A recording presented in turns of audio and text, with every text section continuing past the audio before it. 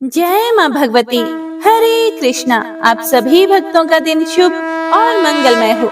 माँ भगवती का आशीर्वाद आप सभी भक्तों पर सदा सर्वदा बना रहे।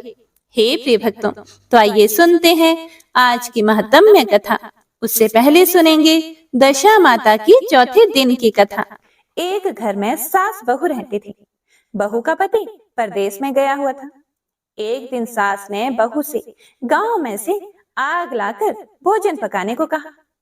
बहू गांव में आग लाने गई, पर किसी ने भी उसे आग नहीं दी और सभी ने कहा कि जब तक दशा माता की पूजा नहीं हो जाती तब तक आग नहीं मिलेगी। बेचारी बहू खाली हाथ घर लौट आई। उसने सास को बताया कि गांव भर में आज दशा माता की पूजा है, इसीलिए कोई आग नहीं दे रहा है। शाम हो जाने पर सास आग लेने गांव में गई तो स्त्रियों ने उसे आराम से बैठाया और कहा कि सुबह तुम्हारी बहू आग लेने आई थी, परंतु हमारे यहाँ पूजा नहीं हुई थी, इसीलिए आग नहीं दे सकी। सास आग लेकर अपने घर पहुंचे ही थी कि एक आदमी बछड़ा लिए हुए आया और उसके पीछे एक गाय भी थी। स्त्री ने उससे पूछा कि यह गाय का पहला बच्चा है क्या? आदमी ने उत्तर दिया कि हाँ। उसने फिर पूछा कि बछड़ा है या बछिया? उसने जवाब दिया कि बछड़ा है। फिर सास ने घर जाकर बहू से कहा कि आओ हम दोनों भी दशा माता का डोरा लें और व्रत करें। दोनों सास बहू ने डोरा लिया। सवेरे से व्रत आरंभ किया। 9 व्रत पूरे हो जाने पर 10वें दिन डोरे की पूजा की।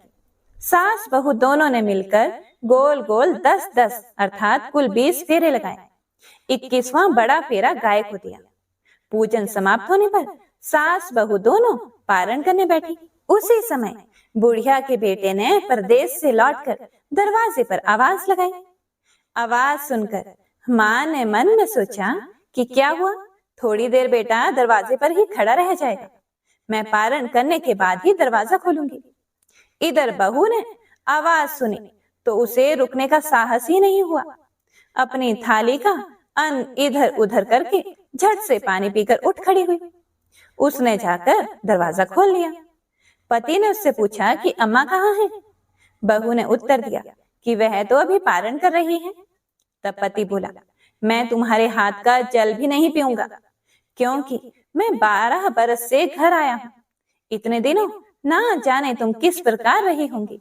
मेरी माँ आएंगी, वह जल लाएंगी, तभी मैं जल पीऊंगा। यह सुनकर उसकी पत्नी चुपचाप बैठ गई। इतने में ही उसकी माँ पारण करके आ गई। तब वह लड़के के पास गई। लड़के ने माँ के पैर छुए। माँ ने अपने बेटे को आशीर्वाद दिया और घर के अंदर ले आई। माँ ने थाली परोस कर रखी। बेटा भोजन करने लगा। उसने हाथ में पहला ग्रास ही लिया था कि फेरों के वे टुकड़े जो बहू ने अपनी थाली में फेंक दिए थे अपने आप बेटे के सामने आने लगे। बेटे ने माँ से पूछा, यह सब क्या हो रहा है? माँ बोली, मैं क्या जानू बेटा, बहू जाने। यह सुनकर बेटा आग बबूला होकर बोला, ऐसी बहू मेरे किस काम की, जिसके चरित्र की तुम साक्षी नहीं हो। उसको मैं घर में नहीं रख सकता, इसे अभी घर से निकालो। यदि ये घर में रहेगी तो मैं घर में नहीं रहूंगा। माँ ने बेटे को व्रत के पारण का सब हाल बताकर हर तरह से समझाया, परंतु वह मानने को तैयार ही नहीं हुआ। वह यही कहता रहा कि इसे घर से बाहर करो तो मैं रह सकता हूँ। माँ ने सोचा, बहू को थोड़ी देर के लिए बाहर खड़ा कर देती हूँ, जब लड़के का गुस्सा उतर जाएगा तब बहू को अंदर बुला लूंगी। बुढ़िया ने बहू से कहा, देहरी के बाहर जाकर पेड़ के नीचे थोड़ी देर के लिए खड़ी हो जा। जब बहू पेड़ के नीचे खड़ी हुई तो पेड़ बोला, मुझसे हटकर खड़ी हो, मैं दशा माता के विरोधी को छाया नहीं दे सकता। इस पर वह वहां से चलकर घड़ौची के पास गई और घड़ौची बोली, मुझसे हटकर खड़ी हो, मुझ पर इतना भार घड़ों का नहीं है जितना तेरा है। फिर वह वहां से हटकर घूरे के ढेर पर खड़ी हो गई। घूरे का ढेर बोला, मुझ पर इतना भार घूरे का नहीं है जितना तेरा है, चल यहाँ से हटकर कहीं और खड़ी हो जा। इस प्रकार उसे कहीं भी खड़ा नहीं होने दिया गया। वह अपने मन में बहुत दुखी हुई। वह जंगल में चली गई। वह जंगल में भूखी प्यासी घूमती फिरती एक सूखे कुएं में गिर पड़ी। वह उसमें गिरी, परंतु उसे चोट नहीं आई। वह नीचे बैठ गई। अचानक राजा नल वहां शिकार खेलते खेलते वहां पहुंच गए। राजा के साथी उनसे बिछड़ गए थे। वह प्यास के कारण उसी कुएं पर आए जिसमें वह स्त्री बैठी हुई थी। राजा नल के भाई ने कुएं में पानी के लिए लोटा डाला तो उस स्त्री ने लोटे को पकड़ लिया। भाई ने नल से कहा कि इस कुएं में किसी ने लोटा पकड़ लिया है। तब राजा नल ने कुएं पर आकर कहा कि तुम यदि पुरुष हो तो मेरे धर्म के भाई हो, यदि स्त्री हो तो मेरी धर्म की बहन हो। तुम जो भी हो बोलो, मैं तुम्हें बाहर निकालूंगा। फिर स्त्री ने आवाज लगाई। राजा ने उसे बाहर निकाला और हाथी पर बैठाकर अपने घर राजधानी ले गया। महाराज को शिकार से लौटकर महलों की ओर आता देखकर सेवकों ने महारानी को महाराजा के आने की सूचना दी। सेवकों ने एक स्त्री को हाथी पर बैठा देखकर रानी को बताया कि महाराजा एक नई रानी भी साथ में लेकर आ रहे हैं। यह जानकर रानी बड़ी दुखी हुई। इतने में महाराज भी वहां आ पहुंचे। रानी ने हाथ जोड़कर विनती की कि हे महाराज, मुझसे ऐसी क्या गलती हो गई जो मेरे रहते ही आपने दूसरा विवाह कर लिया। राजा नल ने हंसकर उत्तर दिया, वह तुम्हारी सौत नहीं, वह तुम्हारी ननद है, मेरी धर्म की बहन है। तुम्हें उसके साथ अपनी सगी ननद की तरह बर्ताव करना चाहिए। यह सुनते ही महारानी का मुख प्रसन्नता से कमल की भांति खिल उठा। फिर वह बोली, अब तक मैं ननद का सुख नहीं जानती थी। अच्छा हुआ जो मुझे भाग्य से ननद भी मिल गई। राजा ने उसका नाम मुंह बोली बहन रखा और उसके लिए अलग महल बनवाया। उसके दिन अब सुखपूर्वक बीतने लगे। एक दिन राजा की घोड़ी का बच्चा हुआ तो राजमहल की स्त्रियां बधाई गीत गाने लगी। मुंह बोली बहन ने अपनी दासियों से कहा, बाहर जाकर पता करो कि किस बात की बधाई गाई जा रही है। दासियों ने बताया कि महाराज की घोड़ी ने अच्छी घड़ी में एक उत्तम बछड़े को जन्म दिया है, उसकी बधाई गाई जा रही है। मुंह बोली बहन ने पूछा, क्या घोड़ी ने पहली बार जन्म दिया है? दासियों ने उत्तर दिया कि हाँ। तब मुंह बोली बहन ने महारानी के पास जाकर कहा कि आओ भाभी रानी, हम तुम दोनों दशा माता का डोरा लें। रानी ने पूछा, डोरा क्या चीज है, मुझे समझाओ। फिर वह बहन बोली, दशा माता के व्रत का यह नियम है कि पहले पहल जब गाय या घोड़ी या स्त्री के प्रसव की खबर सुने तब डोरा लेकर व्रत आरंभ करते हैं। 9 व्रत करने के बाद 10वें दिन डोरे का पूजन करके विसर्जित करते हैं। इसी के साथ उसने पारण का नियम भी बताया। तब महारानी बोली, तुम्हारा व्रत तुमको फले। मैं पूड़ी और दूध की खीर खाने वाली रानी महारानी भला बनफरा गोले की पापड़ी खाकर कैसे रह सकती हूँ? ऐसा खाना तो मेरे दुश्मन खाए। वह बोली, भाभी मुझे जो चाहे कह लो, परंतु व्रत के संबंध में कुछ मत कहो। मैं इसी व्रत के उल्लंघन के कारण मारी मारी फिरती आपके देश में आ गई हूँ। महारानी ने उदासीनता के साथ कहा, मुझे क्या पड़ी है, तुम्हें जो अच्छा लगे वह करो, मैं मना तो नहीं कर रही हूँ। मुंह बोली बहन ने श्रद्धा पूर्वक डोरा लिया। 9 दिन तक व्रत किए। 10वें दिन विधिवत पूजन किया, गोला फरा बनाई और संध्या को पारण करने बैठी। उसी समय उसके पति को अचानक कुछ प्रेरणा सी हुई और वह अपनी माता से आज्ञा लेकर अपनी पत्नी को ढूंढने निकल पड़ा।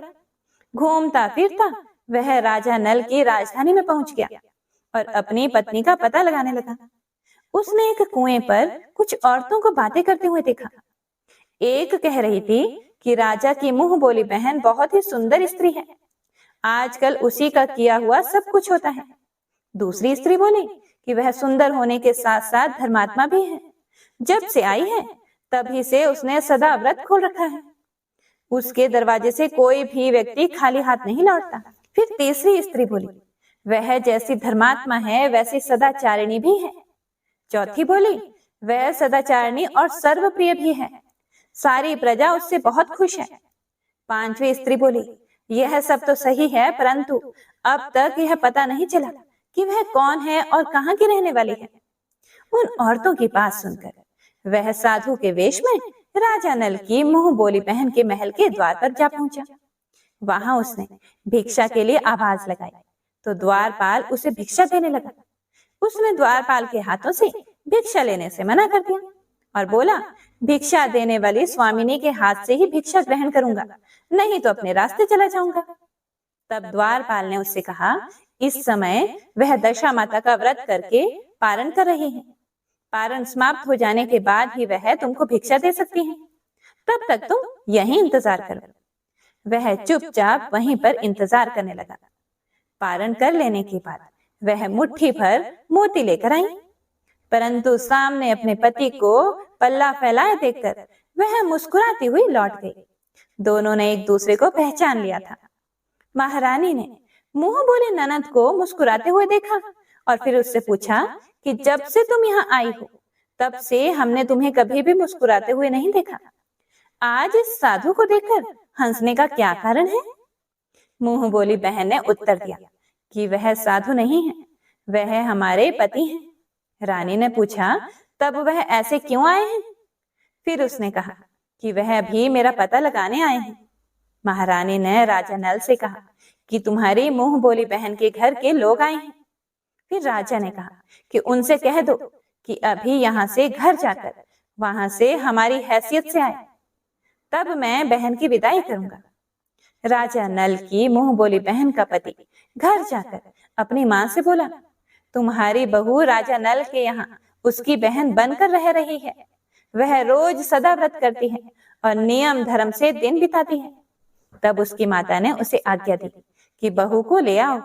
वह डोली, पीनस, बाजे, गाजे, कहार आदि के साथ यथोचित सज धज कर राजा नल की राजधानी को चल दिया। राजा ने उसका यथोचित आदर सत्कार किया और कुछ दिन मेहमानी में रखकर विधि पूर्वक बहन की विदाई की। जब वह महल के बाहर निकल चलने लगी तो महल भी उसके पीछे पीछे चलने लगा। तब महारानी बोली कि ननद जी, तुम चली और मेरा महल भी ले चली, जरा पीछे मुड़कर तो देखते जाओ। ज्यों ही उसने मुड़कर पीछे देखा तो राजा का संपूर्ण राजसी वैभव अचानक लुप्त हो गया। राजा की मुंह बोली बहन तो अपने पति के साथ आनंद से रहने लगी, परंतु राजा नल व रानी का यह हाल हो गया कि वे दोनों कमरी कथरी ओढ़े फिरने लगे। उनके भोजनालय में पत्ते खड़खड़ाने लगे। राजा नल ने फिर रानी से कहा कि अब हमें यहाँ से कहीं दूसरी जगह चले जाना चाहिए। रानी पतिव्रता स्त्री थी, उसने राजा की आज्ञा मान ली।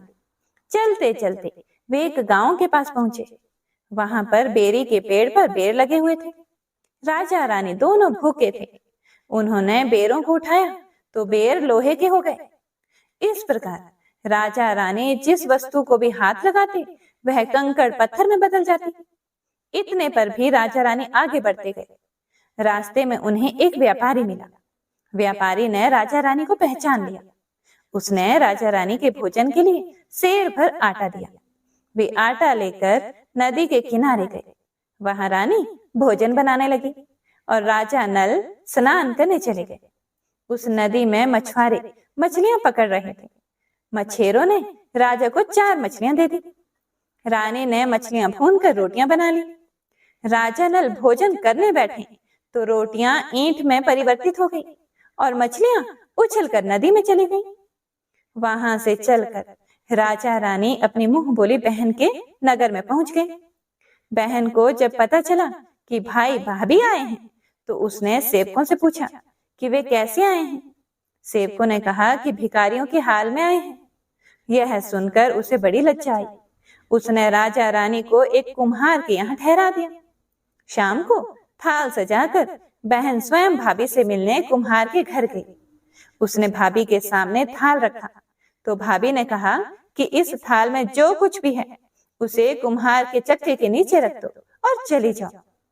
ननंद थाल का सामान चक्के के नीचे रखकर चली गई। थोड़ी देर में राजा ने आकर रानी से पूछा, कहो बहन आई थी, क्या लाई थी?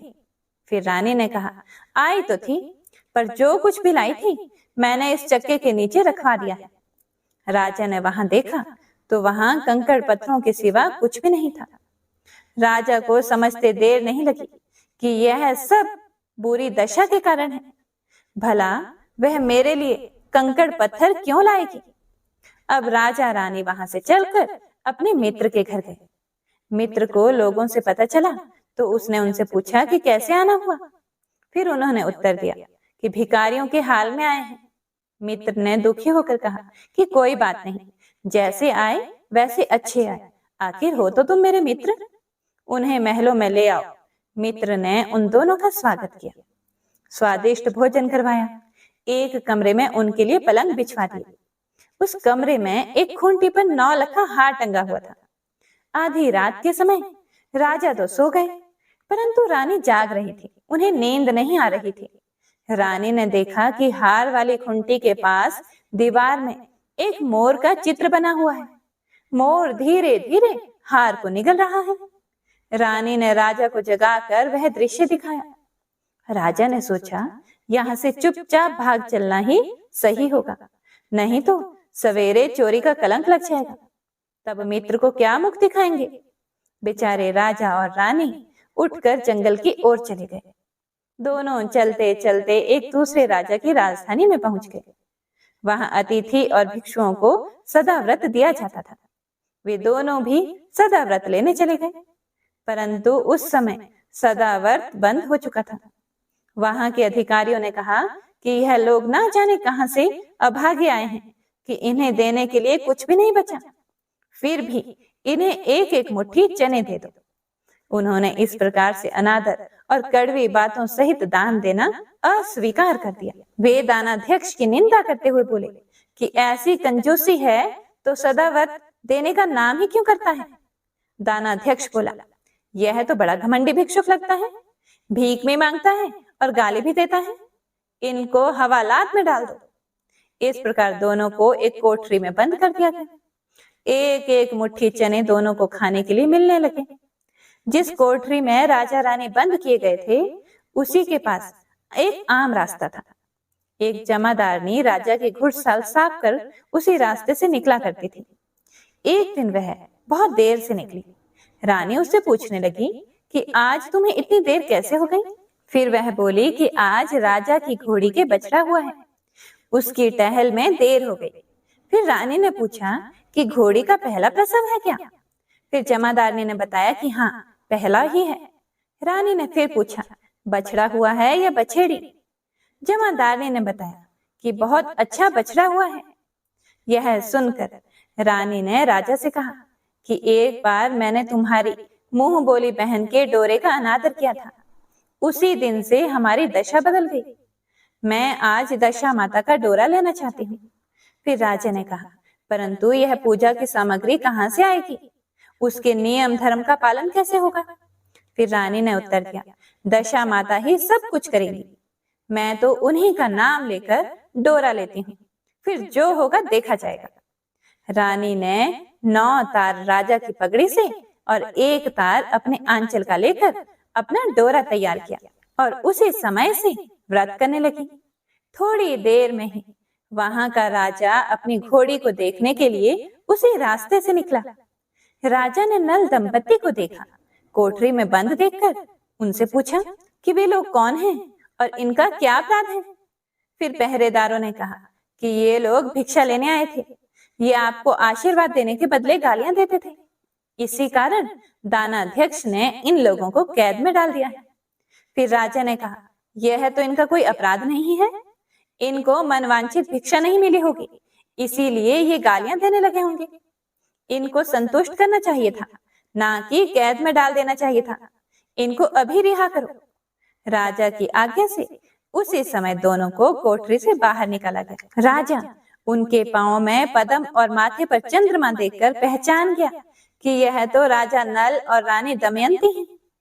इस पर उसने दोनों हाथों से हाथ जोड़कर क्षमा मांगी और हाथी पर बैठाकर अपने महल में ले गया। कुछ दिन तक राजा के यहाँ रहकर उन दोनों ने पूरे राजसी ठाट बाट के साथ अपनी राजधानी की ओर प्रस्थान किया। रास्ते में वे पहले अपने मित्र के वहां गए। मित्र ने राजा नल के आने की खबर सुनकर लोगों से पूछा, मित्र आए तो कैसे आए। लोगों ने कहा, अब की बार तो राजसी ठाट बाट के साथ हाथी घोड़े डंका निशान पालकी पीनस एवं फौज को साथ लेकर आए हैं। फिर मित्र ने कहा, अच्छी बात है, आने दो, मेरे लिए तो जैसे तब थे वैसे ही अब भी हैं, आखिर हैं तो मित्र। राजा रानी मित्र के महल में गए। मित्र ने उनको आदर सत्कार के साथ उसी स्थान पर ठहराया जिस स्थान पर पहले ठहराया था। आधी रात के समय जब राजा सो रहे थे और रानी पैर दबा रही थी, तब रानी ने देखा कि मोर का चित्र जो पहले हार को निगल गया था, वह उसे अब उगल रहा था। रानी ने राजा को जगाकर यह दृश्य दिखाया। राजा नल ने अपने मित्र को बुलाकर दिखाया। मित्र बोला कि मैंने तब भी तुमको चोर नहीं समझा था और ना अब समझता हूं। यह दृश्य तुम्हारी बुरी दशा का फल है। आप निश्चित रहिए, मेरे मन में कोई भी मैल नहीं है। मित्र के यहाँ से चलकर राजा रानी अपनी मुंह बोली बहन के यहाँ गए।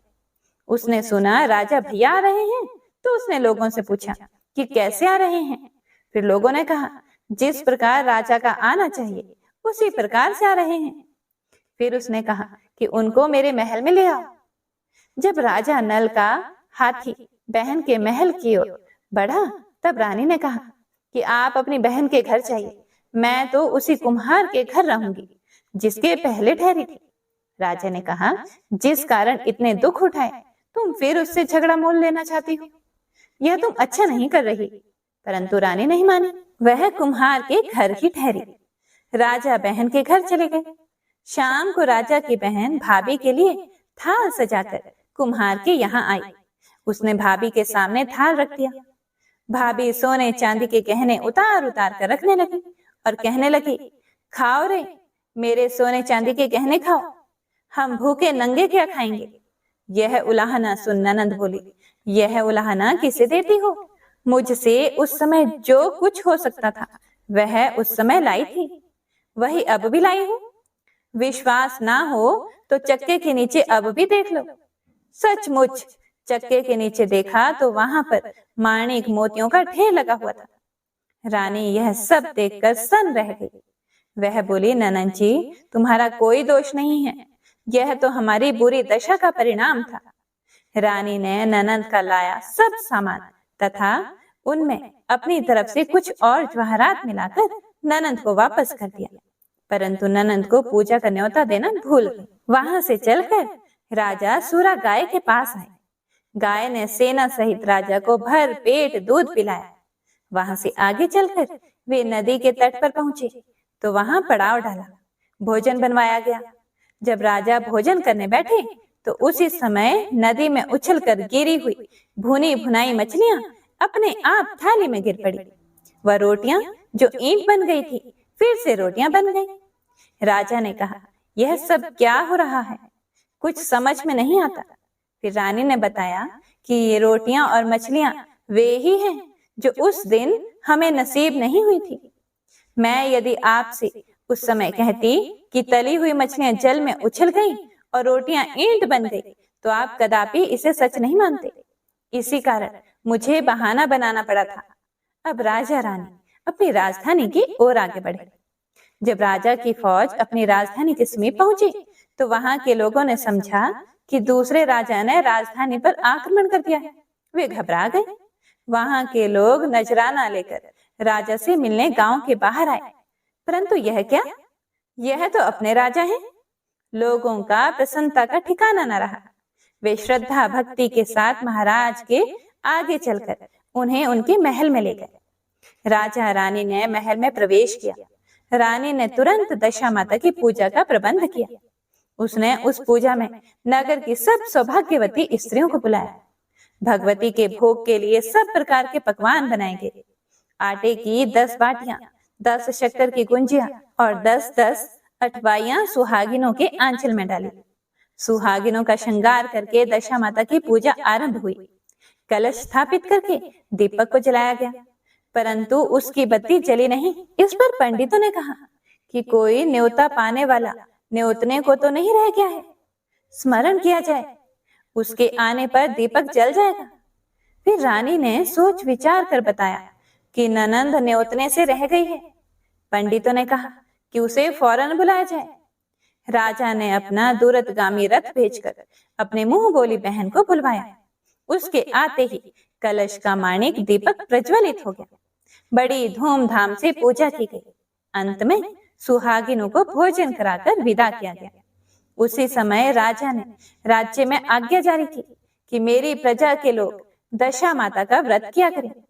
भगवती माता ने जिस प्रकार राजा नल के दिन फेरे, उसी प्रकार सबके दिन फेरे। जय माता दी। हे प्रिय भक्तों, तो आइए मन में देवी भगवती का ध्यान करते हुए आज की महत्वमय कथा का रसपान करते हैं।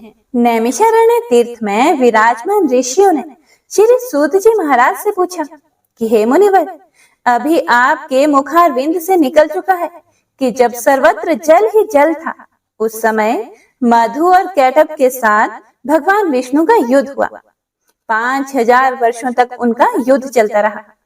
अब प्रश्न यह होता है कि अत्यंत पराक्रमी, किसी प्रकार हार न मानने वाले तथा देवता भी जिन्हें जीत ना सके, ऐसे वे दानव उस एकार्णव जल में उत्पन्न हो ही कैसे गए?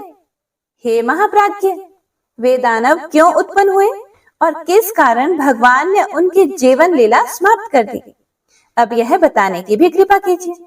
यह प्रसंग बड़ा ही विलक्षण जान पड़ता है। तब श्री सूत जी महाराज कहने लगे कि हे महानुभावों, तुम्हारे अंदर जो यह प्रसंग सुनने की इच्छा जागृत हुई है, उसे मैं कहने के लिए तत्पर हो गया हूँ।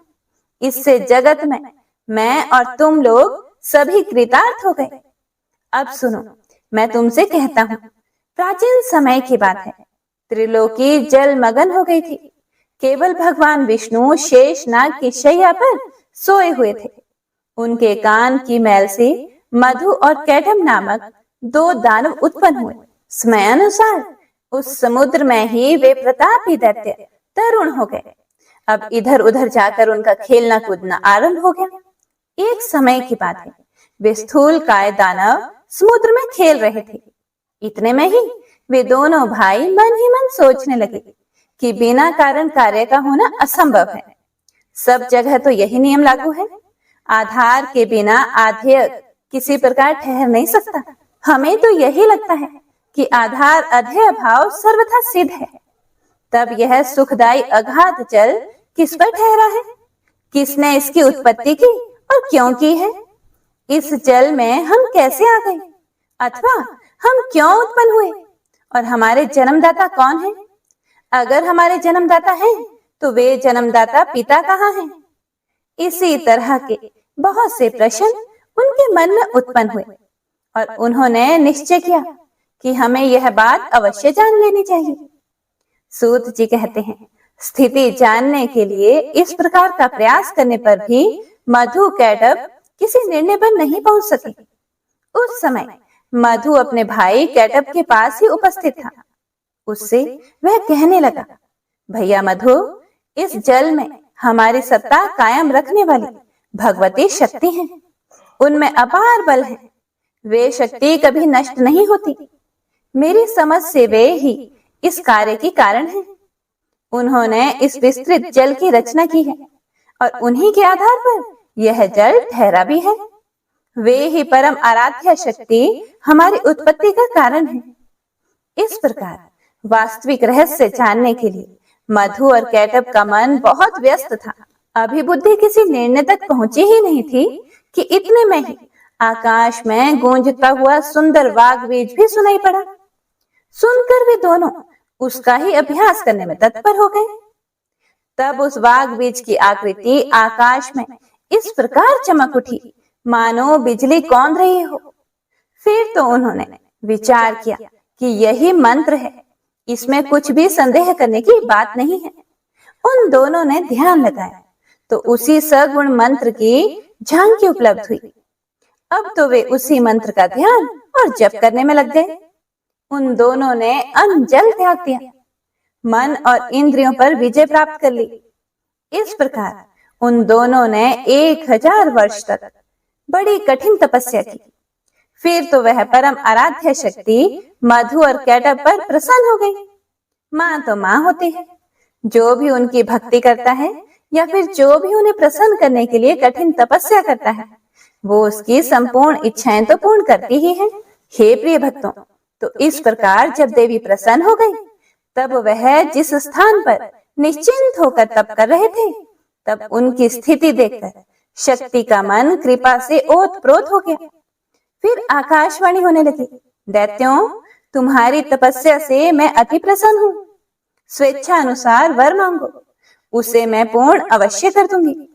आगे श्री सूत जी कहते हैं कि इस प्रकार की आकाशवाणी सुनने के बाद मधु और कैटब ने कहा, सुंदर व्रत का पालन करने वाली हे देवी, आप हमें इच्छा अनुसार वर देने की कृपा करें। और हमारी इच्छा यही है कि हम स्वेच्छा से मरना चाहते हैं। जब तक हमारी इच्छा न हो तब तक हमें कोई ना मार सके। तभी आकाशवाणी हुई, दैत्यों, मेरी कृपा से इच्छा करने पर ही मृत्यु तुम्हें मार सकेगी। यह निश्चित है, देवता और दानव किसी से भी तुम दोनों भाई कभी पराजित ना हो सकोगे। सूत जी कहते हैं, देवी के इस प्रकार वर देने पर मधु और कैटब को अत्यंत अभिमान हो गया। अब वे समुद्र में जलचर जीवों के साथ क्रीड़ा करने लगे। हे मुनिवरों, कुछ समय के बाद एक दिन अनायास ही प्रजापति ब्रह्मा जी पर उनकी दृष्टि पड़ी। उस समय ब्रह्मा जी कमल के आसन पर विराजमान थे। मधु और कैटब में अपार बल था। ब्रह्मा जी को देखकर उन्हें अपार हर्ष हुआ। उन्हीं के साथ युद्ध करने के लिए इच्छा प्रकट करते हुए वे पितामह से कहने लगे कि हे सुव्रत, तुम हमारे साथ युद्ध करो। यदि लड़ना नहीं चाहते हो तो इसी क्षण जहां इच्छा हो वहां चले जाओ, क्योंकि जब तुम्हारे अंदर शक्ति ही नहीं है तब इस उत्तम आसन पर बैठने का तुम्हारा अधिकार ही कहाँ रहा। मधु और कैटब की यह बात सुनकर ब्रह्मा जी को बड़ी चिंता हुई। उनका सारा समय तप में ही बीता था, इसीलिए अत्यंत शूरवीर मधु और कैटब को अपने सामने देखकर उन्होंने सोचा कि अब मैं क्या करूं। उनके मन में चिंता की लहरें उठने लगी। वे स्वयं किसी निश्चय पर नहीं पहुंच सके। सूत जी कहते हैं, मधु और कैटब बड़े बलवान थे। उन्हें देखकर ब्रह्मा जी उपाय सोचने लगे। सभी शास्त्रों के वे पूर्ण जानकार थे ही। युद्ध संबंधी साम, दाम, दंड और भेद आदि अनेकों उपाय उनके सामने आए। उन्होंने सोचा कि इन राक्षसों में वास्तविक कितना बल है, यह मैं बिल्कुल नहीं जानता। शत्रु का बल जाने बिना युद्ध में प्रवृत्त हो जाना बिल्कुल भी ठीक नहीं समझा जाता। हे प्रिय भक्तों, ये बड़े ही काम की बात है जो इस समय ब्रह्मा जी यहाँ बता रहे हैं। ब्रह्मा जी ने सोचा, ये तो बड़े दुष्ट और अभिमानी हैं। यदि मैं इनसे विनती करूं तो यह निश्चित है मैंने स्वयं ही अपनी दुर्बलता प्रमाणित कर दी, यानी कि मैंने उनके सामने हार मान ली। फिर निर्बल सिद्ध हो जाने पर तो इनमें से कोई एक ही मुझे मार ही डालेगा। इस अवसर पर कुछ देकर भी काम चलाना ठीक नहीं लग रहा, और भेद किया जाए तो किस प्रकार करें। इसीलिए अब शेष नाग की शैया पर सोए हुए जो भगवान विष्णु हैं, मुझे अब उन्हें ही जगाना चाहिए, क्योंकि उनकी 4 भुजाएं हैं, असीम बल है और यही मेरा दुख दूर कर सकेंगे। इस प्रकार मन ही मन सोचकर ब्रह्मा जी कमल की डंडी पकड़े हुए संतापहारी श्री हरि के पास पहुंचे और उनके शरणापन्न हो गए। उस समय भगवान श्री हरि विष्णु गहरी नींद में सोए हुए थे। अनेक सुंदर शब्दों से संबोधित करके ब्रह्मा जी ने उन्हें जगाने के लिए स्तुति आरंभ कर दी। ब्रह्मा जी की स्तुति करने पर भी भगवान विष्णु की नींद नहीं टूटी। उन पर योग निद्रा का पूरा अधिकार जम चुका था। तब ब्रह्मा जी सोचने लगे, अब श्री हरि शक्ति के प्रभाव से पूर्ण प्रभावित होकर खूब गहरी नींद में मगन हो गए हैं, इसीलिए यह जाग ना सके। इस स्थिति में मुझे दुखी देखकर उनका क्या कर्तव्य होता है। अभिमान में चूर रहने वाले यह दानव तो मुझे मारने के लिए मेरे पास ही आ गए। अब मैं क्या करूं, कहां जाऊं? कहीं कोई मेरा रक्षक नहीं दिखता। ब्रह्मा जी मन ही मन सोचने के बाद एक निर्णय पर पहुंचे। फिर तो मन को एकाग्र करके उन्होंने उस योग निद्रा की स्तुति आरंभ कर दी, जिसके प्रभाव से भगवान विष्णु गहरी निद्रा में लीन थे। उनके मन में ऐसा विचार हुआ कि अब तो केवल भगवती शक्ति ही मेरी रक्षा करने में समर्थ है, जिनके प्रभाव से भगवान विष्णु अचेत से हो गए हैं, हिल डुल नहीं सकते। जिस प्रकार मरा हुआ प्राणी शाब्दिक गुणों को समझने में असमर्थ हो जाता है, उसी प्रकार से इस समय भगवान श्री विष्णु की भी वही स्थिति हो गई है। नींद से आंखें बंद हैं, यह कुछ जानते ही नहीं। इनकी मैंने निरंतर इतनी स्तुति की, फिर भी यह निद्रा को दूर न कर सके। अब मैं समझ गया, इनके वश में निद्रा नहीं है, किंतु यही निद्रा के अधीन होकर रहते हैं। जो जिसके वश में रहता है वह उसका अनुचर है। यह बात बिल्कुल निश्चित है। इससे सिद्ध हो गया कि यह भगवती योग निद्रा इन लक्ष्मीकांत भगवान विष्णु की भी अधिष्ठात्री है। लक्ष्मी जी भी इन्हीं के अधीन हो गई हैं, क्योंकि पति देव विष्णु ही जब अधीन हो गए तब उनकी अलग सत्ता कहाँ रह जाती। इससे तो निश्चित यही होता है कि यह अखिल ब्रह्मांड भगवती योग निद्रा के ही अधीन है। मैं, विष्णु, शंकर, सावित्री, लक्ष्मी और उमा सभी इन्हीं योग निद्रा के शासन सूत्र में बंधे हुए हैं। अब इस विषय में सोचने विचारने का तो कोई अवसर ही नहीं रहा। जब साधारण मनुष्यों की भांति स्वयं भगवान विष्णु ही इसके प्रभाव से प्रभावित होकर निद्रा में अचेत से हो गए हैं, तब अन्य महात्मा पुरुषों पर इनका अधिकार है या नहीं, यह तो विचार ही नहीं उठ सकता। इसीलिए अब मैं इन भगवती योग निद्रा की स्तुति करूंगा, जिनकी कृपा से जगकर भगवान विष्णु युद्ध में मेरी सहायता करने में तत्पर हो सकेंगे। उस समय ब्रह्मा जी कमल पर विराजमान थे। वे अपने मन में उपयुक्त विचार निश्चित करके भगवान विष्णु के अंगों में शोभा पाने वाली उन भगवती योग निद्रा की स्तुति करने लगे। ब्रह्मा जी बोले कि हे देवी, मैं जान गया आप निश्चय ही इस जगत के कारण स्वरूपा हो। संपूर्ण वेद वचन इसे प्रमाणित कर रहे हैं। यही कारण है कि चराचर जगत को प्रबुद्ध करने वाले परम पुरुष भगवान विष्णु आज गहरी नींद में मग्न है। हे माते, आप समस्त प्राणियों के अंतःकरण में निवास करती हो। हे भवानी, आप सगुण रूप धारण करके अपनी लीला प्रकट करती हो। आपके इस कार्य कौशल को कोई नहीं जान पाता। मुनिगण संध्या नाम से आपके गुणों की कल्पना करके प्रातः, सायं और मध्याह्न तीनों समय निश्चित रूप से आपके ध्यान में लगे रहते हैं। हे माता, प्राणियों को सत असत का ज्ञान कराने वाली बुद्धि आप ही हो। देवी देवता जिससे निरंतर सुख का अनुभव करते हैं वह श्री आपका ही रूप है। अखिल जगत में आप कीर्ति, घृति, कांति, मति, रति और श्रद्धा रूप से विराजते हो। आप ही अखिल जगत की जननी हो। मैं दुखी होकर इसका प्रमाण खोजने में प्रयत्नशील था कि इतने में भगवान विष्णु आपके अधीन होकर नींद ले रहे हैं। यही मुझे प्रत्यक्ष प्रमाण मिल गया। इससे अधिक अब सैकड़ों प्रमाणों की आवश्यकता है ही नहीं। हे देवी, वेदज्ञ पुरुष भी आपको नहीं जान पाते हैं। देवी, यज्ञ में हवन करते समय भी वेदज्ञ पुरुष आपकी स्वाहा इस नाम का उच्चारण करते हैं। यदि वे स्वाहा ना कहें तो देवता लोग यज्ञ भाग से वंचित ही रह जाएं। इससे देवताओं को व्रति देने वाली भी आपकी ही सिद्धि हुई। देवी, आप पहले भी मेरी रक्षा कर चुकी हो, वैसे ही अब इस जगत के इस देव शत्रु कैटअप से भी मुझे बचाओ। मैं मधु और कैटअप को अत्यंत भयंकर देखकर भयभीत होकर आपकी शरण में आया हूँ। हे महानुभावों, इस समय भगवान विष्णु मेरे इस दुख को नहीं जानते, ऐसा मुझे अब समझ आ रहा है, क्योंकि वे आपकी माया से अचेत होकर जड़वत पड़े हुए हैं। ऐसी स्थिति में या तो आप भगवान विष्णु पर से अपना प्रभाव खींच लीजिए या फिर इन दानवराज मधु और कैटअप का स्वयं संहार कीजिए। इन दोनों में से जो आपको रुचिकर हो वही कीजिए। भगवती लक्ष्मी भी आपके ही अधीन है, अतः वे भी अपने पति देव श्री हरि को नहीं जगा सकती। जान पड़ता है कि उन्हें भी आपके प्रभाव से अकस्मात नींद आ गई, जिससे वे परवश की भांति सो गई हैं। वे जगती ही नहीं। हे देवी, आप संपूर्ण जगत की माता हो। सभी मनोरथ पूर्ण करना आपका स्वभाव है।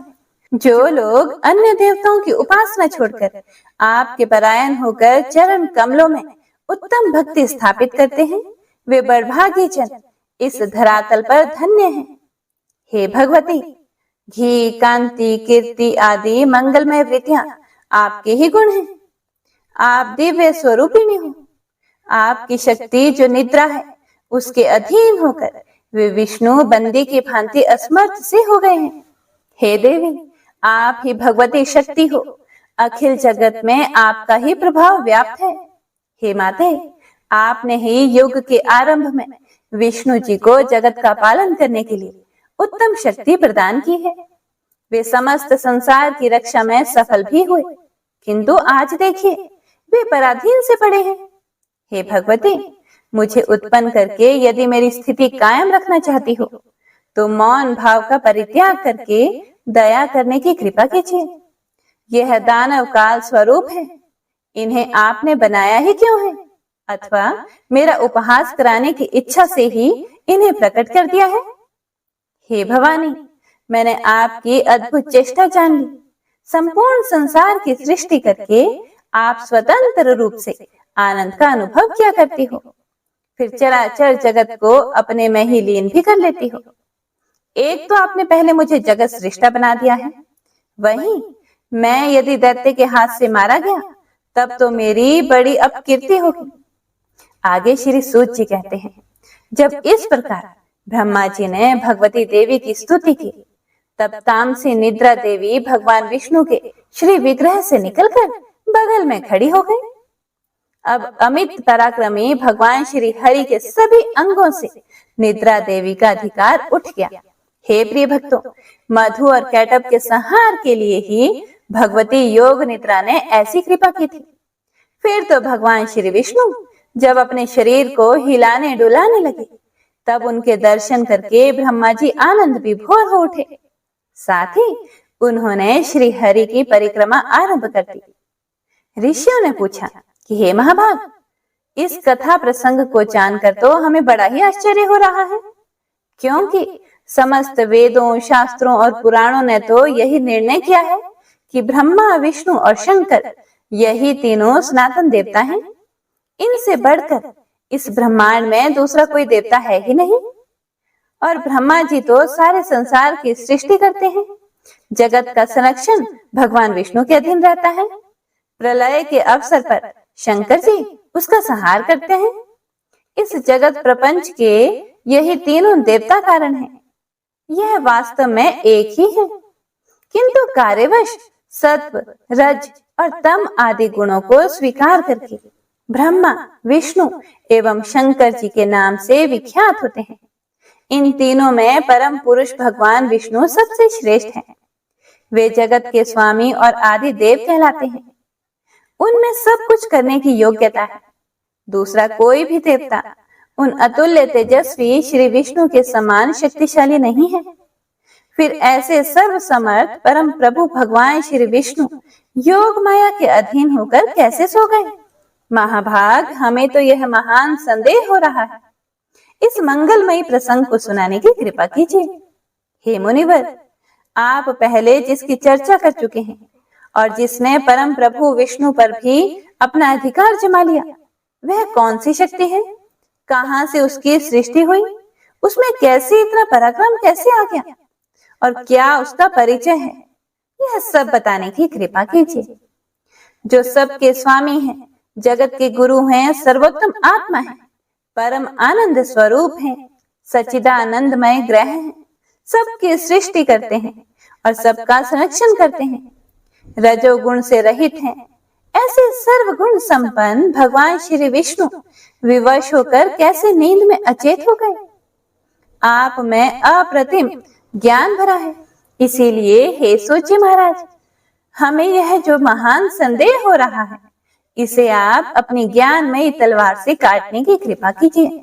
श्री सूत जी कहते हैं, मुनिवरों, चराचर सहित इस त्रिलोकी में कौन ऐसा है जो इस संदेह को दूर कर सके? ब्रह्मा जी के पुत्र नारद, कपिल आदि दिव्य महापुरुष भी इस प्रश्न का समाधान करने में निरुत्तर हो जाते हैं। इसीलिए हे महानुभावों, यह प्रश्न बड़ा ही गहन और विचारणीय है। इसके संबंध में मैं भला क्या कह सकता हूँ? जिनसे यह इतना विशाल चराचर जगत उत्पन्न हुआ है, उन भगवान विष्णु को ही वेदों में सर्व अंतर्यामी और सबका रक्षक बताया गया है। इसीलिए वैदिक सिद्धांत को मानने वाले सभी लोग इन परम प्रभु भगवान नारायण के चरणों में मस्तक झुकाकर उन्हीं की उपासना करते हैं। ऐसे ही कुछ लोग शंकर जी के भी उपासक हैं।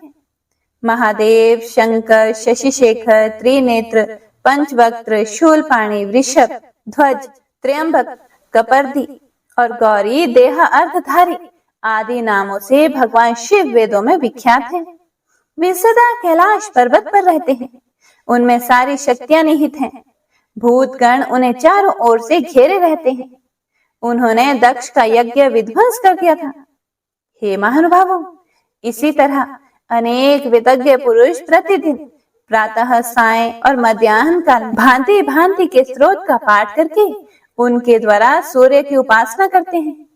वे मानते हैं कि संपूर्ण वेदों में सूर्य की उपासना को ही उत्तम माना गया है। उन्हीं महाभाग का नाम परमात्मा भी है। वैसे ही कुछ वितज्ञ पुरुषों का कहना है कि वेदों में सब जगह अग्नि की उपासना की गई है। विद्वान पुरुष ऐसा कहते हैं और पुराणों ने भी घोषणा की है कि ब्रह्मा जी में सृष्टि करने की शक्ति है और विष्णु पालन करने में समर्थ हैं तथा शंकर संहार करने में कुशल हैं। सूर्य जगत को प्रकाश देते हैं। शेष और कच्छप पृथ्वी धारण किए रहते हैं। अग्नि में जलाने की और पवन में हिलाने डुलाने की शक्ति है। इन सब में जो शक्ति विराजमान है वही आद्या शक्ति है। उसी के प्रभाव से शिव जी भी शिवता को प्राप्त होते हैं। और यदि यही शक्ति इन सब से अलग हो जाए तो वे अकेले कुछ भी नहीं कर सकते। इसीलिए हे मुनिवरों, विवेकी पुरुष संदेह रहित होकर उस शक्ति की ही उपासना करें। संपूर्ण शास्त्रों से यही बात निश्चित होती है। शक्तिहीन पुरुष चेष्टा रहित हो जाता है। यह तो प्रत्यक्ष ही दिखाई पड़ रहा है। इसीलिए संपूर्ण जगत में शक्ति को ही सर्वोपरि समझना चाहिए। जय माता दी। हे प्रिय भक्तों, तो आज की कथा यहीं पर समाप्त होती है। इससे आगे का वृतांत आप सभी भक्तजन अगले अध्याय में जरूर सुनिएगा। हे प्रिय भक्तों, तो आइए अब श्री दुर्गा स्तुति सुनते हैं।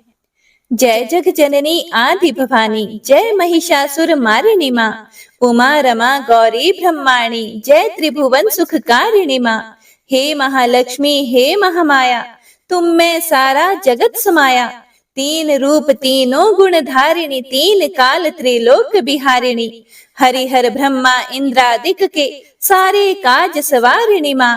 जय जग जननी आदि भवानी, जय महिषासुर मारिणी माँ। शैल सुता माँ ब्रह्मचारिणी, चंद्र घंटा कुष्मांडा माँ। स्कंद माता कात्यायनी माता, शरण तुम्हारी सारा जहां। काल रात्रि महागौरी तुम हो, सकल रिद्धि सिद्धि धारिणी माँ। जय जग जननी आदि भवानी, जय महिषासुर मारिणी माँ। अजा अनादि अनेका एका, आद्या जया त्रिनेत्रा विद्या। नाम रूप गुण कीर्ति अनंता, गावहि सदा देव मुनि संता।